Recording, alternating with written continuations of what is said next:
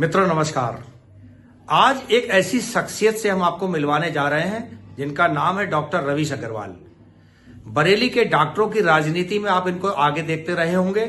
Corona संक्रमण काल में तमाम लोगों की जान आपने टेलीमेडिसिन के माध्यम से यानी ऑनलाइन आपकी सेवाएं देकर, मदद देकर, सलाह देकर बचाई थी और बहुत योग्य चिकित्सक हैं। उत्तर प्रदेश में आईएमए का चुनाव होना है। बरेली ही नहीं बल्कि उत्तर प्रदेश के डॉक्टर्स चाहते हैं कि डॉक्टर रवीश अग्रवाल जैसा नेतृत्व केवल बरेली की सीमाओं तक ही सीमित ना रहे, इनको कहीं ना कहीं बड़ी जिम्मेदारी मिले। इनकी कामयाबी में इनकी पत्नी साधना रोहतगी का बहुत योगदान है। बेटी एमएस गायनी ये डॉक्टर बन के आ गई है, स्त्री रोग विशेषज्ञ। बेटा डॉक्टरी पढ़ रहा है। आइए इन तमाम मुद्दों पर बात करते हैं डॉक्टर रवीश अग्रवाल से। जुड़े रहिए हमारे साथ, देखते रहिए गंभीर न्यूज।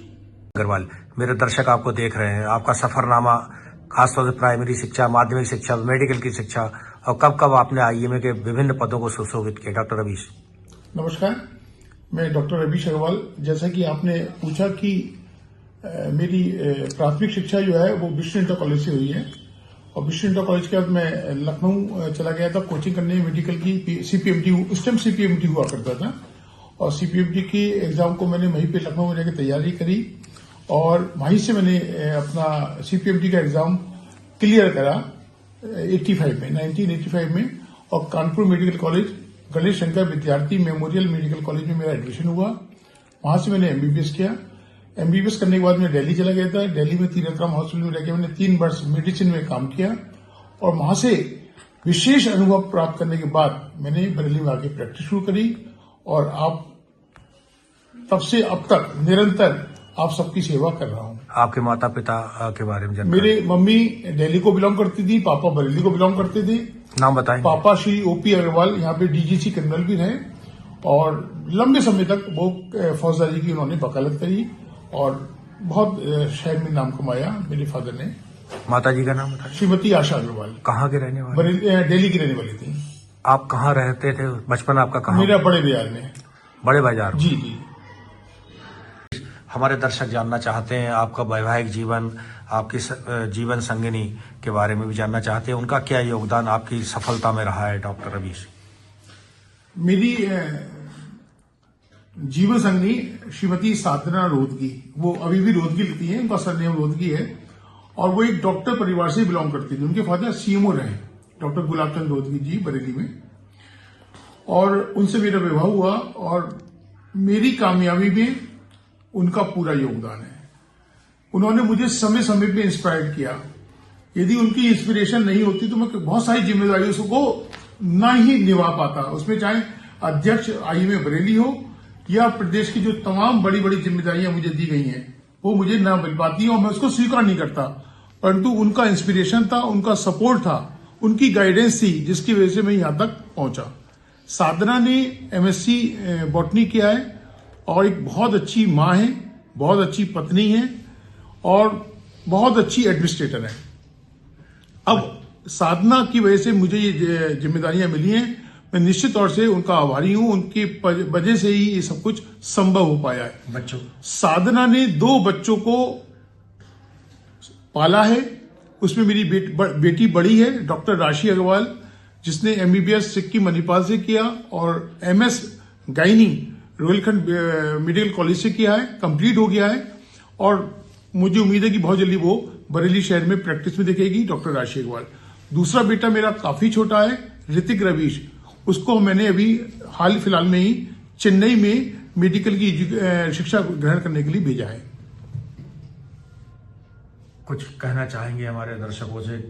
कोरोना काल का लोग याद करते हैं तो आपकी कहीं याद आती है, क्यों ऐसा है कि आपको भूल नहीं पाते लोग? देखिए, कोरोना काल एक ऐसा समय था जो वाकई में बहुत पीड़ादायक था और उस समय जो भी परिस्थितियां रही, डॉक्टरों का अभाव था, पैरामेडिकल का अभाव था, उस टाइम मुझे ये आम जनता की सेवा करने का सौभाग्य मिला।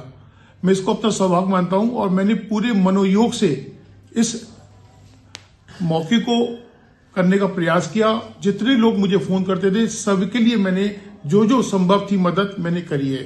लेकिन मैं भगवान से दुआ करना चाहूंगा कि ये बुरा समय कभी ना आए और आप लोग मुझे याद करते हैं, मुझे प्यार देते हैं, ये मेरा सौभाग्य है। लेकिन मैंने अपनी जिम्मेदारी को निष्ठा से निभाया, बस ये मेरा लिए एक गर्व का विषय मेरे लिए।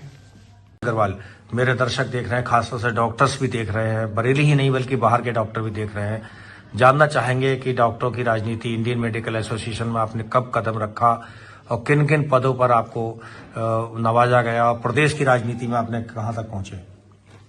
देखिए, मैंने 2000 में आईएमए को ज्वाइन किया था और ज्वाइन करने के बाद मेरे सीनियर्स ने मुझे समय समय पर जिम्मेदारियां दी। पहले छोटी जिम्मेदारियों से मेरी इस राजनीति की शुरुआत हुई। उसके बाद जो महत्वपूर्ण जिम्मेदारी थी 2008 और 2009 में मुझे आईएमए का सचिव बनाया गया और पहली बार मैं डॉक्टर गिरीश अग्रवाल साहब के साथ उनका सचिव रहा। उसके बाद दूसरा टेक्निकल मेरा डॉक्टर अजय भारती साहब के साथ एज ए सचिव हुआ। उसके बाद 2011 में मैं आईएमए का उपाध्यक्ष रहा और 2015-16 में मैं आईएमए बरेली का अध्यक्ष रहा और अध्यक्ष की पारी मेरी बहुत शानदार गई और सबका बहुत प्यार मिला, बहुत आशीर्वाद मिला सीनियर्स का और मुझे बहुत अच्छा काम करने का सौभाग्य मिला। लेकिन मेरी राजनीतिक करियर यहीं तक नहीं रुका। उसके बाद मैं स्टेट की राजनीति में, स्टेट में तमाम ऑफिस बेयर रहा और आज से 3 साल पहले मैं प्रदेश का उपाध्यक्ष रहा। मौजूदा में यानी कि 2025-26 में मैं आईएमए का यूपी स्टेट का एडिटर जनरल हूं और मुझे ये जिम्मेदारी दी गई है। लेकिन इस इंटरव्यू में एक बात जरूर कहना चाहूंगा कि प्रदेश की राजनीति में प्रदेश के जितने मेरे लीडर्स हैं, मेरे जितने टॉप लीडर्स हैं, जो हमारे संरक्षक हैं, वो मुझे किसी बड़े पद पे देखना चाहते हैं और उम्मीद है कि शायद मुझे बहुत जल्दी कोई बड़े पद से नवाजा जाएगा।